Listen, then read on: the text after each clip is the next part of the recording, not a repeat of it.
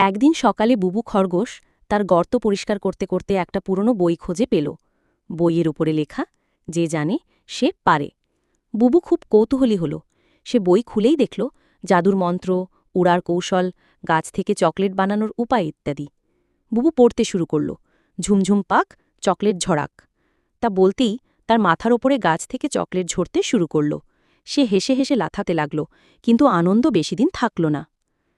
একটা ভুল মন্ত্র পড়ে সে হঠাৎ নিজেকে একটা গোল বেলুনে রূপান্তর করে ফেলল। বুবু কাঁদতে কাঁদতে প্যাঁচার কাছে গেল। প্যাঁচা বলল, ম্যাজিক সব সময় আনন্দের জন্য, কিন্তু দায়িত্ব নিয়ে ব্যবহার করতে হয়। এখন চলো ঠিক করি। প্যাঁচা ও টুটুল মিলে বইয়ে সঠিক মন্ত্র খুঁজে বের করল।